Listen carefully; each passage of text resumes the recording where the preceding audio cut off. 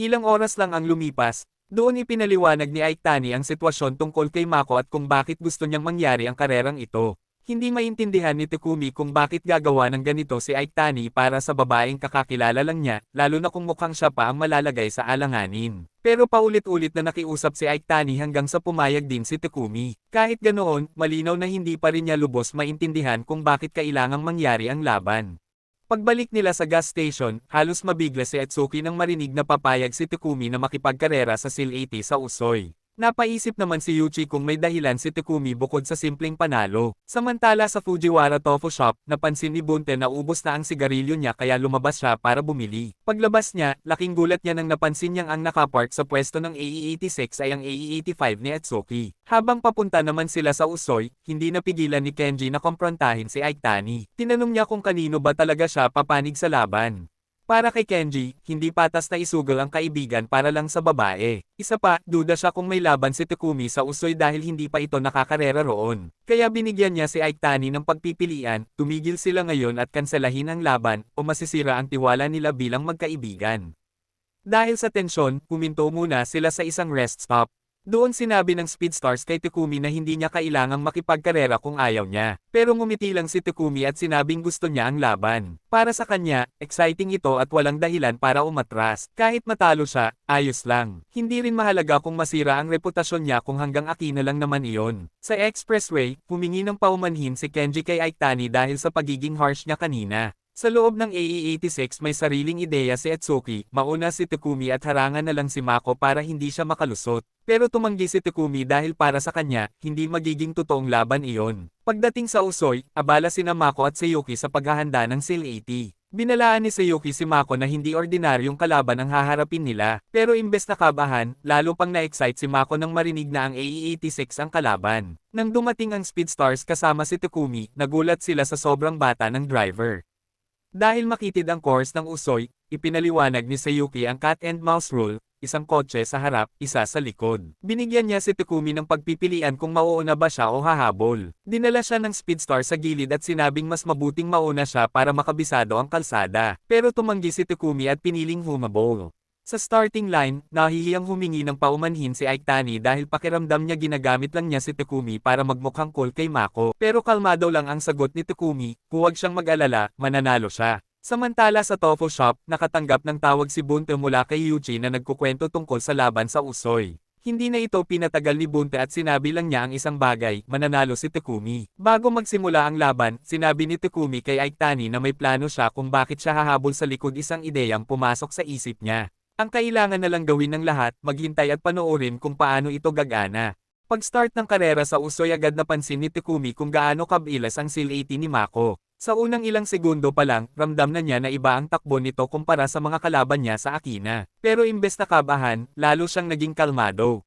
Para sa kanya simple lang ang logic kung kaya ni Mako pumasok sa mga corner sa bilis na iyon, kaya rin niyang gawin. Kaya hindi siya umatras, kumapit lang siya sa likod ng SEAL 80 habang papasok sa unang serye ng Liko. Sa susunod na corner dumulas ang AE-86 sa isang malinis na drift. Halos damay kitang kotse sa guardrail, ilang pulgada na lang ang pagitan bago tumama, pero eksakto niyang naituwid ang linya. Habang tuloy ang laban may napansin si Sayuki sa kalsada, may obstacle sa unahan. Agad niya itong sinabi kay Mako para makaiwas, pero dahil dikit na dikit si Takumi sa likod nila, narinig din niya ang babala. Sa isang mabilis na galaw ng manibela, naiwasan din niya ang sagabal ng walang kahirap-hirap. Tuloy lang ang takbo ng dalawang kotse na parang iisang galaw sa dilim ng bundok. Habang lumalalim ang karera, napapansin ni Sayuki na kakaiba ang driver ng AE-86. Karamihan ng kalaban nila sa Usoy nawawala agad sa likod pagkatapos ng ilang corner. Pero si Takumi nandyan pa rin.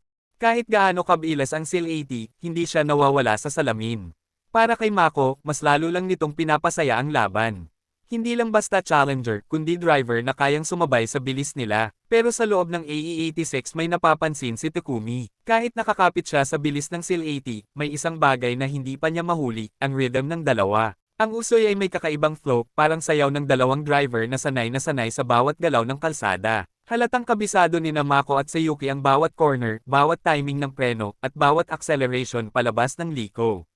Si Takumi naman sinusubukan palang basahin ang pattern. Sa starting point naman, pinag-uusapan ng Speedstars ang sinabi ni Takumi bago magsimula ang laban na kung kayang gawin ni Mako ang corners, kaya rin niyang gawin. Para kay Atsuki, may sense ang sinabi niya dahil pareho lang namang kotse ang dumadaan sa parehong kalsada. Pero hindi sang-ayon si Kenji. Para sa kanya hindi ganoon kasimple ang laban. Hindi lang ito tungkol sa kotse kundi sa familiarity sa course. Kung hindi mo kabisado ang usoy, madali kang matatalo kahit gaano ka pa kagaling. Habang nagpapatuloy ang laban, nagulat si Mako na hanggang ngayon ay nakakabit pa rin sa likod niya ang AE-86 ni Takumi. Pero agad siyang pinigilan ni Sayuki na masyadong pansinin ang nasa likod. Trabaho niya raw ang magbantay doon, kaya ang kailangan lang gawin ni Mako ay mag-focus sa pagmamaneho. Sa likod naman, nagkamali si Takumi sa pagpasok sa isang corner. Muntik nang tumama ang AE-86 sa gilid ng bangin, pero mabilis niyang naituwid ang kotse at nakabalik agad sa linya. Kahit muntik ng pamalya, hindi pa rin siya naiiwan ng SEAL-80. Napansin ni Sayuki na papalapit na sila sa C-121, isang mahabang corner sa usoy na halos isang tuloy-tuloy na liko mula simula hanggang exit.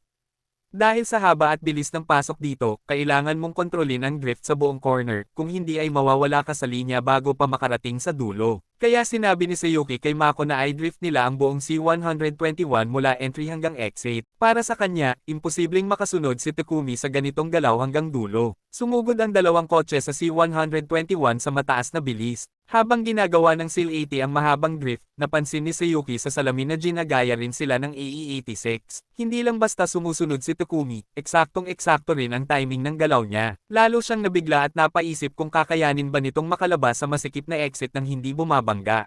Paglabas ng dalawang kotse sa corner, doon lumabas ang hindi inaasahan. Nakuha ni Takumi ang pinaka-optimal na linya palabas ng liko, isang linya na kahit si Mako ay hindi nakuha ng ganon kalinis. Sa sandaling iyon, parang nawala ng pag-asa si Sayuki na manalo pa sila sa laban. Samantala sa starting line, nag-uusap ang Speedstars habang hinihintay ang balita tungkol sa takbo ng karera. Nagtataka si Kenji kung bakit may kasama si Mako sa kotse habang nagre-race. Ipinaliwanag ni Aitani na matagal nang magkasama sina Mako at Sayuki sa racing, at malamang ay parang rally navigator ang papel nito, siya ang nagbabantay sa kalsada at nagbibigay ng instructions. Sa loob ng SEAL-80, napansin ni Mako na tahimik si Sayuki habang papasok sila sa susunod na corner. Hindi ito nagbibigay ng instruction hanggang sa mismong sandali ng pagpasok nila sa liko. Doon lang nagsalita si Sayuki at sinabi na parang tapos na ang laban. Naiinis si Mako sa narinig at tinawag pa niyang pabigat ang kaibigan. Para sa kanya, hindi pa tapos ang karera hanggat hindi umaabot sa dulo. Dahil doon, nagising si Sayuki sa sarili niyang pagdududa at bumalik sa pagbibigay ng instructions. Samantala sa likod, habang sinusundan ang galaw ng SEAL-80, unti-unti nang nauunawaan ni Takumi ang rhythm ng kanilang pagdaan sa usoy.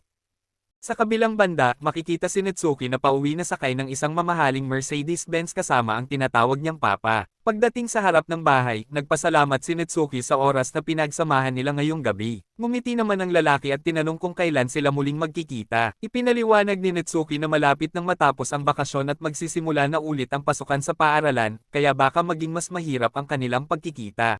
Samantala sa Usui Pass, hindi pa rin natatapos ang matinding laban ni Takumi at Mako. Papasok sila sa isa pang corner nang sabihin ni Sayuki kay Mako na walang paparating na sasakyan sa kabilang lane. Dahil malinaw ang kalsada, inutusan niya si Mako na agad mag-drift pagpasok sa liko. Habang ginagawa iyon, napansin ni Mako na nasa Syra ang ritmo niya dahil lagi niyang tinitingnan ang AE-86 sa salamin. Kaya nagdesisyon siyang huwag na itong pansinin at mag-focus na lang sa sarili niyang takbo. Sa starting line naman, naghihintay sina Kenji at Atsuki habang iniisip kung ano na ang nangyayari sa karera. Nagtataka si Kenji kung hinahabol pa rin ba ni Takumi ang SEAL-80, at para sa kanya delikado iyon kung totoo nga.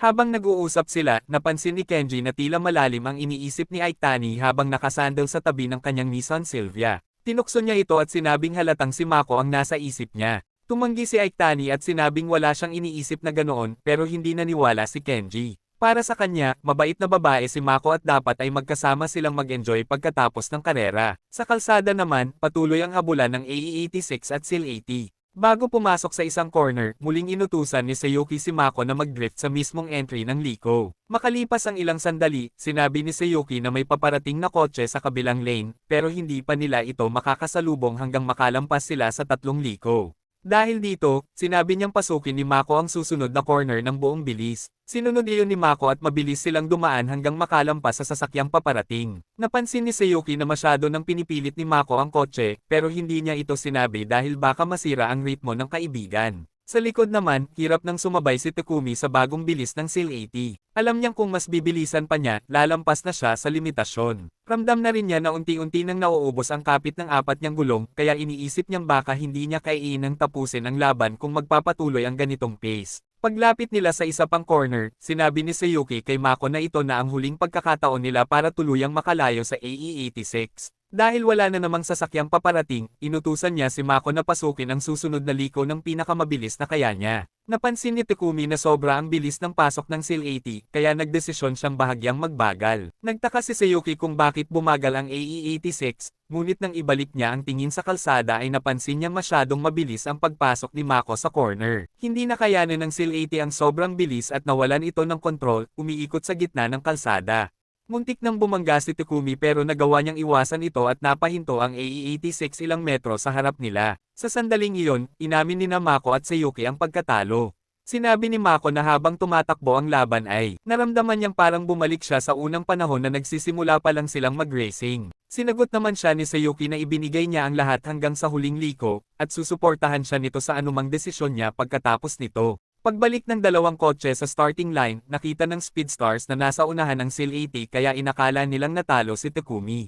Ngunit nagulat silang marinig mula kay Sayuki na nanalo ang AE-86. Pagkatapos ng laban, nagpunta silang lahat para uminom. Tahimik lang si Takumi at sinabi niyang ang ginawa lang niya ay sumabay sa kanila. Pero sinabi ni Sayuki na malinaw na may kakaibang galing si Takumi, lalo na't nagawa niyang makipagsabayan kahit hindi pa niya kabisado ang kalsada ng Usoy. At bago tayo matapos, shoutout kay Xclip, salamat sa patuloy na suporta sa channel. Kung gusto mo rin ma-shoutout sa susunod na video, siguraduhin lang na mag-like, mag-comment, at mag-subscribe. At sa susunod na recap, ibang anime naman ang babanatan natin. Kaya siguraduhin mong nakasubscribe ka para hindi mo ma-miss ang susunod na kwento.